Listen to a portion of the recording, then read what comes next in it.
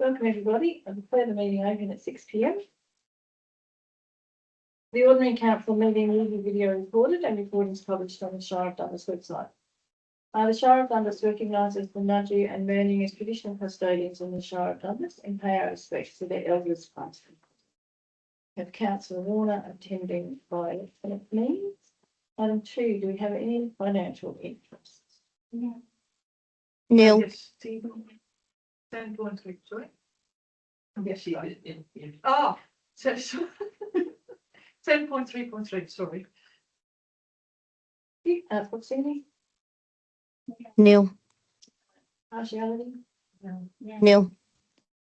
and gifts. Nil. We are all here. Item 4, any applications for leave of absence? Yes. Yes. I would like to take some time off, end of August, first 2 weeks of September, please. Sorry, first 3 weeks of September.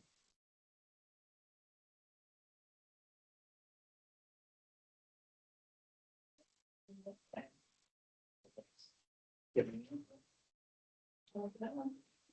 We have no responses to previous public questions.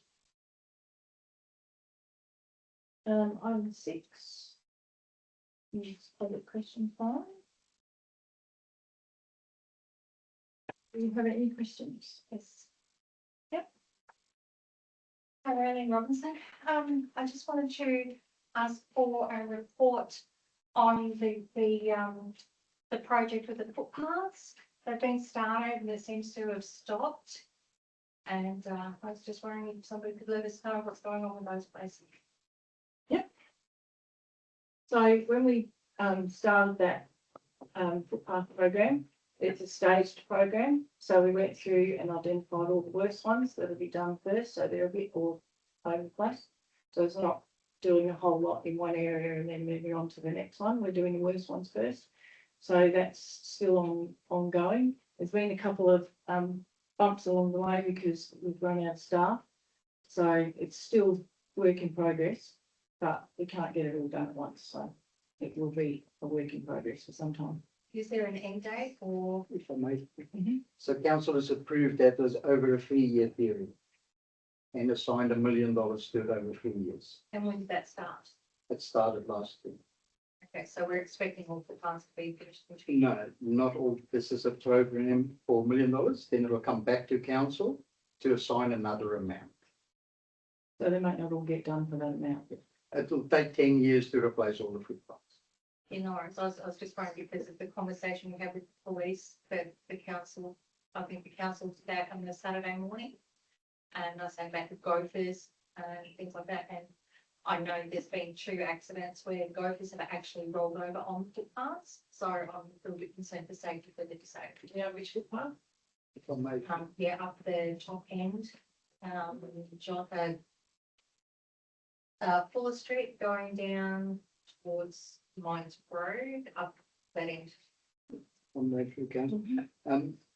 We would like those incident reports from the people as well. That helps us to determine which footpaths to address next. Okay. So if we get incident reports, as today, we are unaware of those incidents. No worries. Right.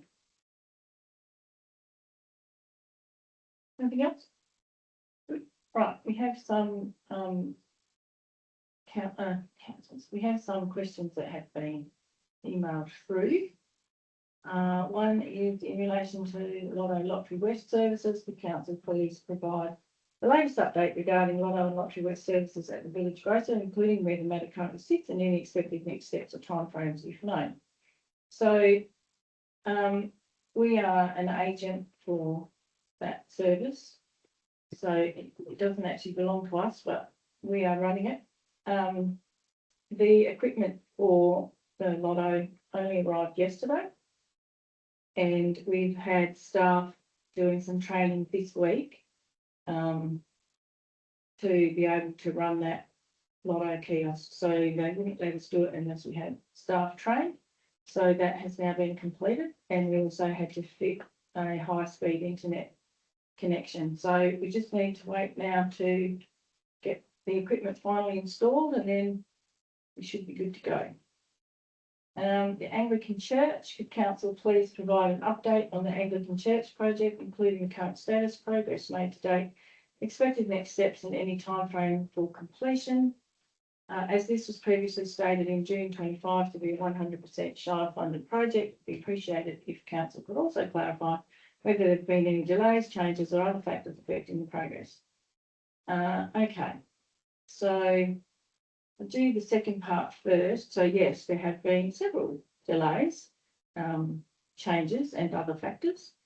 So first of all, we had to get a structural engineer to disassemble the building and determine what class of building it was going to be when we re-erected it. And in doing so, he has determined that the actual frame of the building is not quite robust enough. So it looks like basically the tin was holding it up, really. So the frame has to be reinforced. That's the word I'm after. Thank you.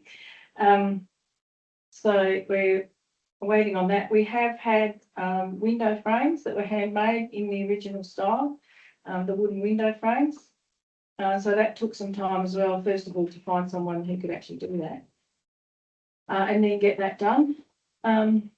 Our staff have been taken away with other priorities like floods and trees falling over and those kind of things. So we're a little bit stuck. We're just waiting also on a final design for the reinforcement of that frame, and then we can get going again with finishing it. There's no real time frame because it's a little bit in the lap of the gods, but we are working on it, and it will be staff availability dependent. And once we get the design and get it beefed up a bit, then we can put it back together. So if we don't do that, we just put it back together as it is, then the legislation says that we can't use it for people to actually be in. It would just be essentially a glorified shed. So it wouldn't be much use for anything. The main street, could council please provide an update on the proposed new premises on the main street, including the expected rental cost lease arrangements and whether these details have now been finalised? No, the details haven't been finalised. We have put out the expressions of interest for anybody who wanted to sell their property. We've only had a reply from one property owner, 2 properties. Those properties need to be valued so that they get proper valuations put on them. When we get a little bit further, so that again is a stage process. So when we get a little bit further down the track and we know what we have to pay for buildings, how many buildings we need that people want to sell, the cost of demolition, if that's required, and the cost of procurement to actually get those buildings, then we will put them out. Once we've got the new buildings, will again be expressions of interest to occupy those buildings. And there'll be 3 options, whether they just want to lease them, whether they want to lease and with a view to purchasing the building somewhere along the line, or whether they just want to buy those buildings outright. That will all come back to council once we have a clearer picture of who wants to sell and the costs involved in that. Expansion cracks in the floor at Village Grocer. Could council please provide an update on the outcome of the question raised in the November 2025 ordinary council meeting regarding expansion cracks in the floor at the Village Grocer? Sent some photos. There are some cracks in the floor. They are the same cracks that have been there for the last, I don't know how many years. They haven't actually changed.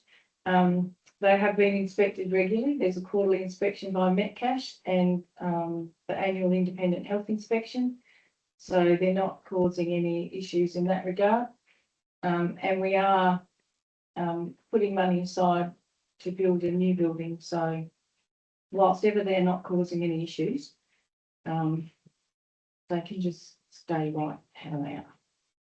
The rotunda fence removal, the fence around the rotunda has been removed. Could council please provide an update on what is planned for this area and when the works are expected to be completed? So again, the fence was in a pretty poor state. It needed repair. So that is the work that is in progress at the moment. So there'll be a new fence put up. It was becoming a bit of a traffic hazard and a pedestrian hazard. So wet weather's hampered again a little bit. And again, the staff being taken away with other priorities. So in the new financial year, that should be completed, but the plan is that there'll be a new fence. And we will send those responses in writing. Okay. Move on to item 7.1, the minutes of the ordinary council meeting held on the 18th of May, 2026. And move and thank you. Second. I'll second that. Thank you. Anything needs adjusting? Anybody got any comments, questions? No, it's all good. We have the recommendation that the minutes of the ordinary meeting of council held on the 19th of May, 2026 be confirmed as a true and accurate record. Those in favour? Thank you. Item 7.2, the minutes of the special council meeting held on the 28th of May, 2026. I'll move it. Second that. Any corrections or adjustments to that one? Okay.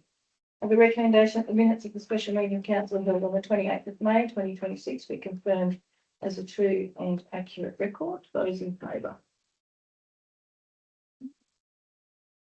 Thank you. Item 8, thoughts of Kings. 811 GBROC. So we had a GBROC meeting on Friday, the 22nd of May, hosted by the Shire of Wollona. We had a presentation from Rowan Keeler from the ABS to discuss how the census works. The next census will be held this year on the 11th of August. Fun fact, apparently the 11th of August, which is a Tuesday, is apparently the most boring night of the year. Hence, that's when they have the census. GBROC raised the issue of the impact on local governments in resource and mining areas of the state where the large FIFO workforce is not adequately considered as far as impact to local government funding. So even though people on their shift swings spend twice as much time in our resource communities as they spend in their home areas, they're not counted for the purposes of calculating our population, and therefore they affect our Commonwealth grant funding. So we did mention that to them, that they might have a consideration there. Neil Thompson, MLC for Mining and Pastoral, attended the meeting via Zoom. There was quite a bit of discussion around the proposed amendment to the rateability of certain mining licences. Rob Horseman from the National Party had put up an amendment to extend the time to make the proposed repayments from 28 days to 90 days. There was some discussion about the National Party putting forward a provision for compensation for royalties to regions to make up the lost revenue, which the government was not supporting. The bill was still in the upper house with no date for further debate at the time of the GBROC meeting. Okay. Since had that finalised. Charlie Cable, the CEO at the Shire of Mount Magnet, joined us for the discussion on the mining amendment legislation, which will have a dire effect on their finances as well as other councils. One of the unintended consequences of this legislation is that the mining companies are gearing up to target mining and exploration licences for retrospective payments. Also, this in conjunction with the miscellaneous licence repayments will have significant adverse effects on the finances of many local governments. So, for example, the Shire of Ashburton has 400 miscellaneous licences in their shire, and they estimate that it will cost them about 10 million a year without throwing in any of the other tenements that they might look at. Rick Wilson, federal member for O'Connor, also gave an update on some matters from a federal government point of view. It appears that the federal budget did not include any regional development programs for local government. Telstra is moving away from providing mobile towers and moving to satellite services. So it currently provides a text service, but it is moving to voice on updated mobile. So if you've got a relatively recent mobile, you'll be able to get do voice calls through the satellite. It should extend the coverage, you'll see. The Rural Health Alliance will present to the Liberal Party Committee on the provision of rural regional remote health services during next week in Canberra. The Outback Way Committee will host a breakfast in Parliament House on Monday, the 22nd of June. And funding for the sealing of the Goldfields Highway is not apparent in the budget again. Shire of Wiluna gave a short presentation on things happening in Wiluna. Another fun fact, in the 1930s, Wiluna had a population of around 9,000, and it was slated by the Japanese to be the next place to bomb after Darwin due to the presence of minerals required for the war. The local Aboriginal Corporation is wanting to expand a strategy to build 10 houses a year. Increased mining activity is having an increasing impact on roads. The Wiluna Meekatharra Road is a supply chain crossroads and needs to be sealed. They continue to wait, which they have been doing since 1957. Makes our airport and Pat Hills Hospital pale into insignificance, really. The airport needs an upgrade and state and federal funding options are being explored. Wiluna is in position at the southern end of the Canning Stock Route, which is the hardest forward drive track in the world. It's a prime location for supplies and mechanical bits and pieces and etc. The new Shire Caravan Park is seeing increased visitor numbers. Shire is currently exploring options to provide meals in the dining hall to allow alcohol sales with meals. And they're undertaking their strategic plan consultations and developing a master plan for town development. They have a major sandalwood industry exporting worldwide, and they face the same challenges as many of us in land and housing supply chains. Ian Duncan from Wonga provided an update on fuel supply and pricing. There is a lack of clarity around the road transport contractual chain order, and the impact of this is also difficult to determine. So work is continuing on advocacy for regional health funding. Large-scale renewable energy projects still require some certainty around rating, and the SAC has endorsed the local roads program, but we're still waiting for the minister's sign off. Items for consideration and decision included the inappropriate use of parking bays by trucks and haulage companies and the state and federal government budgets, neither of which provided much support for our region. The road transport contractual chain order, the purpose of which is to ensure road transport operators are able to recover increased fuel costs. Remote communities will be disproportionately impacted due to long distance freight. Contractors are legally required to pass on fuel increases, which will impact local governments in road construction and maintenance costs, transport of road construction materials and waste, and supply logistics, which we will be unable to absorb.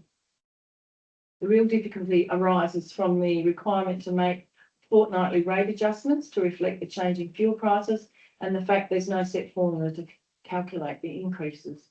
The order falls away when the wholesale price falls below $2 a litre, but as the price fluctuates up and down around that threshold, the costs will change. Financial planning and project costing becomes extremely difficult, and there was a call for advocacy around the unworkable aspects of the order. New child safeguarding legislation will enforce new regulatory requirements for local governments with no accompanying funding. We agreed to support a call from the Great Southern Country Zone to request Wagga advocate on behalf of the sector to raise awareness with the state and federal governments of the impacts of cost shifting to local government. GROP will meet on Friday the 19th of June to consider items for the State Council agenda for the 1st of July. The next 8.1.2, next Wagga State Council meeting will be held on Wednesday, the 1st of July. 8.1.3, the Regional Road Group, next meeting, date to be advised. 8.1.4, we have had a roadwise meeting. We don't have the report. It was mostly operational focus. The LEMAC meeting we only had yesterday, so we'll hold that report over to the next meeting. The coastal management planning strategy committee next meeting is scheduled for Thursday, the 20th of August.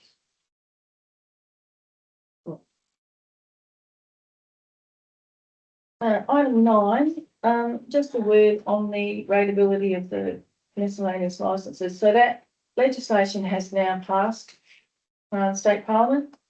It remains to be seen how quick the mining companies will move on it, but it could have some dire consequences for many shires. We don't currently rate miscellaneous licences. If we did, we could get about an extra $280,000 in our rate space. The difficulty will arise if they push with going for the underlying tenements. So that would be the next problem that we have to deal with, because if they do that, they're going for retrospective payments for those as well, which means that we will have to pay back our lawfully levied rates from now back to 2017. So there will be a considerable amount of money that will have to go out if that does occur. So watch this space. Item 10.1. Plan development, 10.2 admin finance community development, 10.2.1 financial statements for the period ending 30th of April 2026. I'll move them.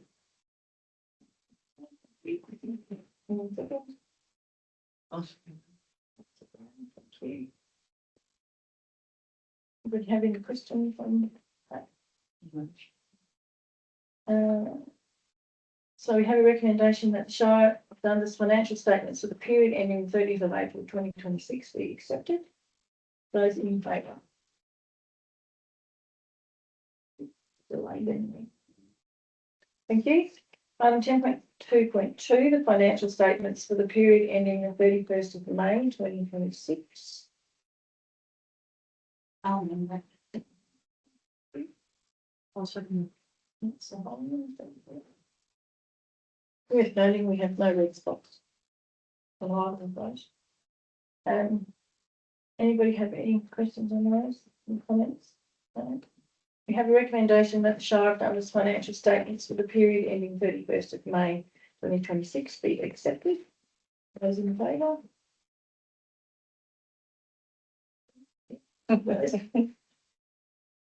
Item 10.2.3, the accounts paid the 1st of the 5th, 2026 to the 31st of the 5th, 2026. Recommendation is on page 22.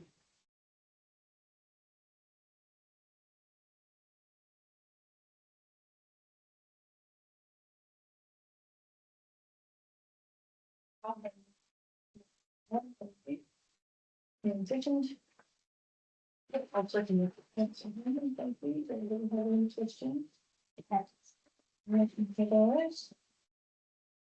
Okay.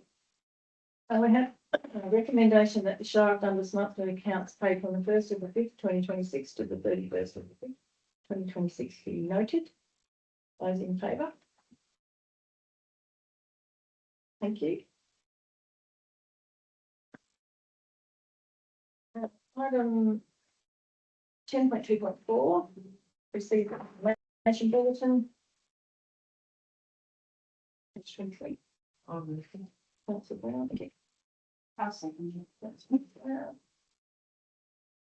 We have a recommendation that council receive the monthly council's information bulletin for the period ending 11th of June 2026. Those in favour?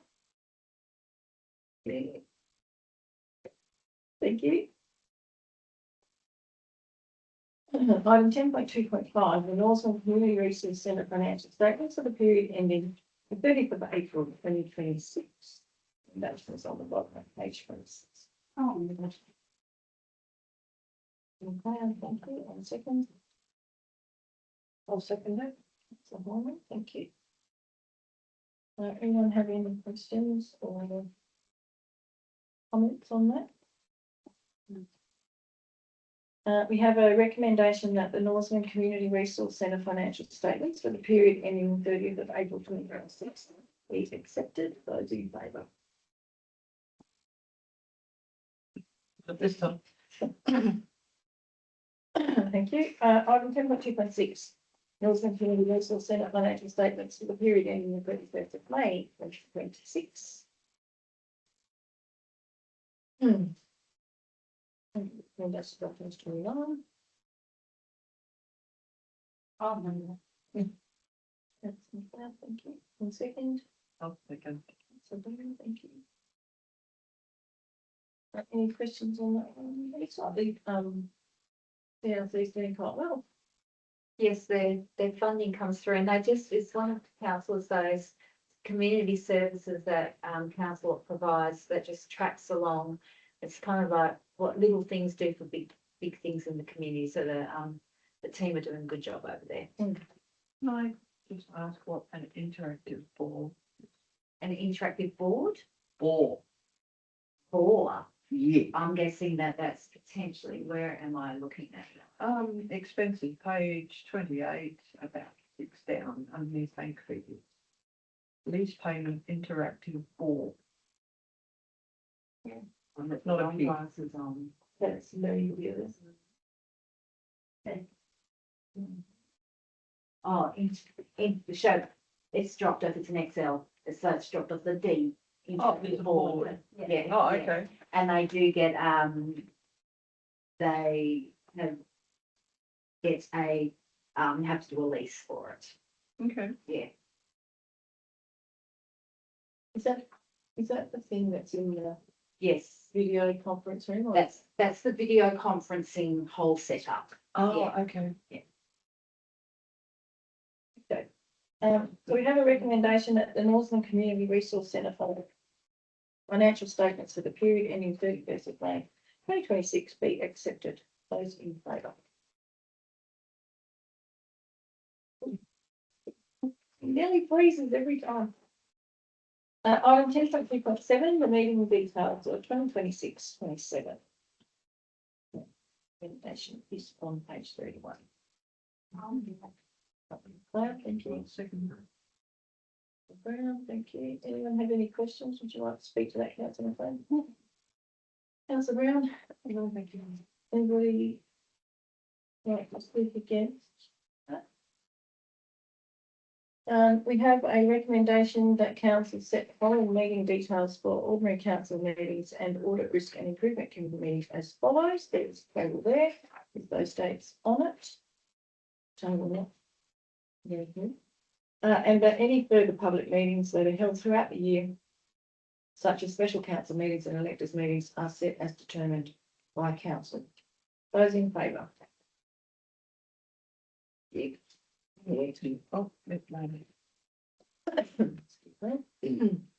Item 10.2.8, the revised Shire Bundas long-term financial plan, PFP 2026 to 2041. Information is on page 35. Councillor Brown, thank you. Yep, thank you. Would you like to speak to it, Councillor Brown? No. Anyway, covered. Yeah, Councillor Hayden? No. Anybody like to speak against it?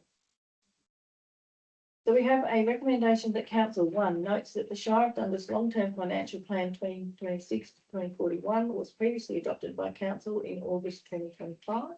2, endorses the updated financial modelling undertaken by More Australia, including the revised assumptions relating to available and restricted cash management, creditor and debtor balances and reserve allocations. 3, notes that the revised modelling maintains balanced budgets throughout the planning period, improves the availability of unrestricted cash, increases interest earnings through improved cash management practices, and allocates additional interest earnings to reserve accounts to support future financial sustainability.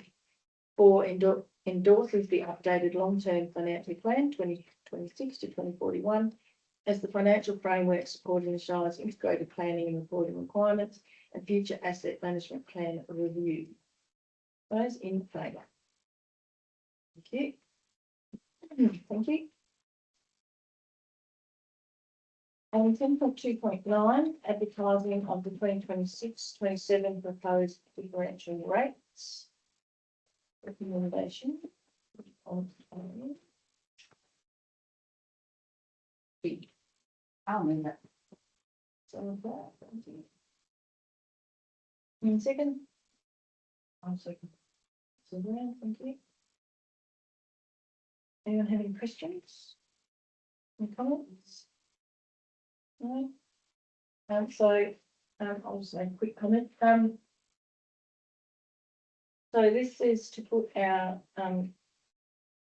proposed rates out for public comment. So if anybody has any comments in relation to those rates, the rates have gone up. That is unfortunate, but that is a fact of life because everything has gone up, including Horizon Power, with an almost 6% increase. The wage increase for our staff, 3.5%. Fuel prices of the goods that we need to keep the show running. So unfortunately, we're kind of stuck with having to do the increase. And plus we all pay back our rates as well, so we're stuck with the same problem. Okay, so we have a recommendation that council authorise the chief executive officer to give local public notice in accordance with section 6.361 of the Local Government Act 1995 of the intention to impose 2026-27 GRB and UB differential rates as follows. There is a table there with those proposed rates in the dollar and proposed minimum payment. 2, publish the 2026-27 statement of objects and reasons explaining the proposed rates and minimum payments intended to be imposed. 3, seek submissions in relation to the proposed imposition of the 2026-27 differential rates and minimum payments as required by legislation. And 4, following close of the notice period required by legislation, inviting submissions noted above, prepare a report for council to consider any submissions as part of the budget adoption process. Those in favour?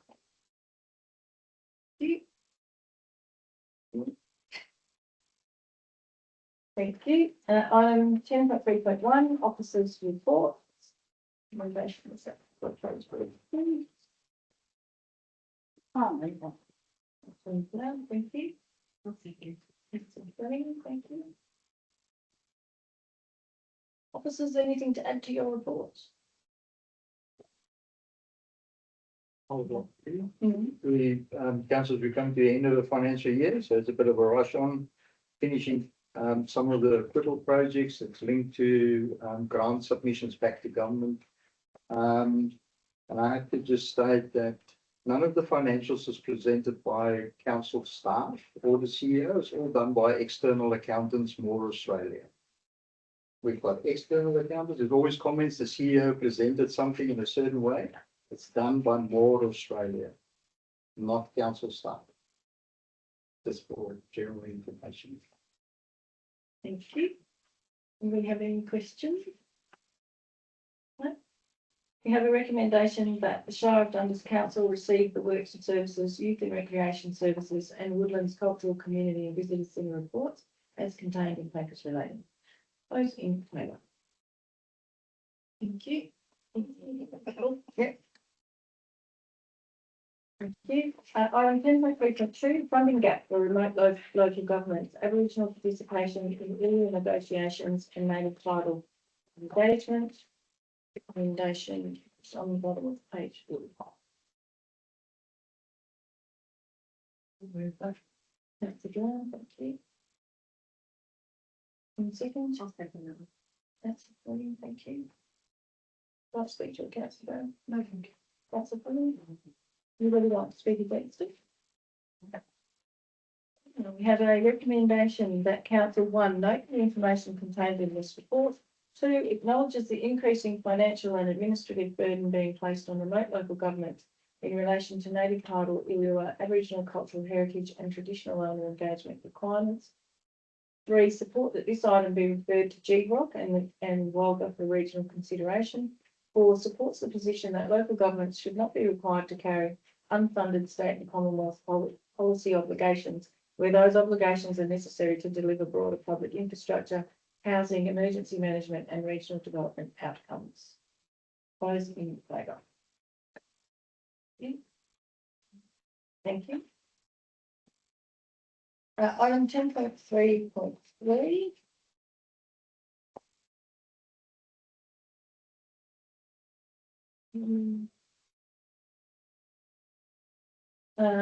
Support for funding applications, staff and community housing and public consultation. Recommendation is on page 49. McLeod. And second. Second, that was great, thank you. Do I speak to a councillor McLeod? That's a thing. I'm just happy that something said. Okay, so we have a recommendation. Goes through them.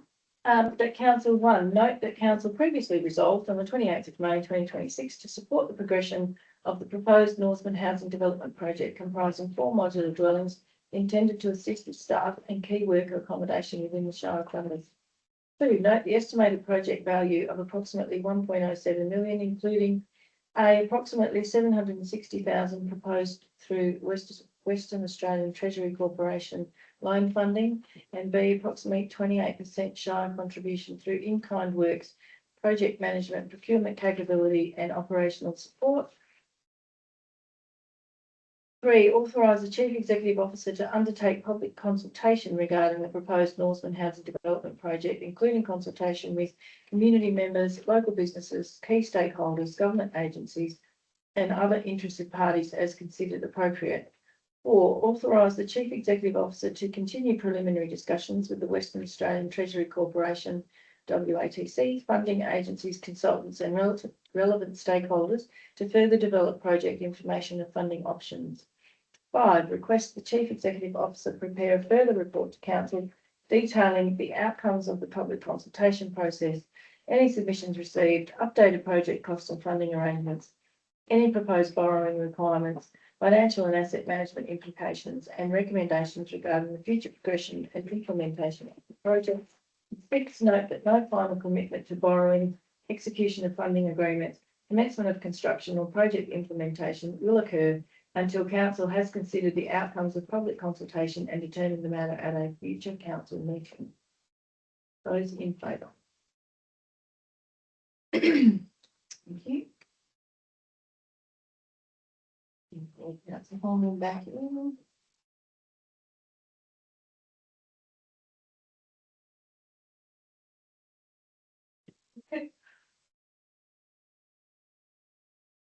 Okay, item 11.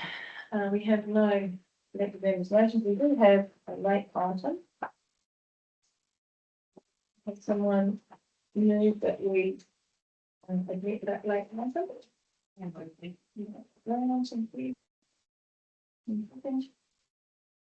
Yes. Thank you. I speak to a councillor. No.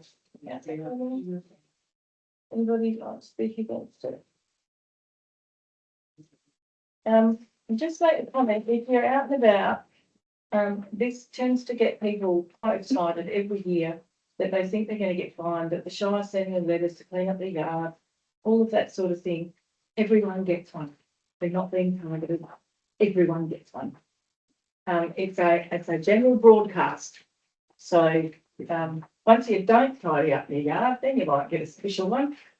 If I may through the chair, it's not our legislation, state government legislation. We have to do it. It's not a choice made by myself, the staff, or councillors. It's state legislation. And having said all of that, I'm ahead of myself, so we need to vote on actually accepting that item. So that's in favour of accepting that item. Thank you. Oh. Thank you. Now, late item is the Shire runs fire break notice. I'll need a big one for that. Like before. Yeah, so very I'll nice. second that. Councillor Holland, thank you. Anybody else have anything to say about that one? Okay, we have a recommendation that the council, 1, endorse the fire break notice 26/27 as shown in attachment 1. 2, note the notice will be published on the Shire's website, community notice boards and in the local newspaper, the Norseman Today. And 3, note that Shire officers will commence inspection of Norseman properties to ensure they meet the required fire safety standards in October, November 2026. Those in favour? Oh, there she goes. Thank you. Okay, so having determined our meeting schedule, our next meeting will be on November 21st of July. In Northland, we have no further business, so I'll declare the meeting closed at 6. Thank you, everybody.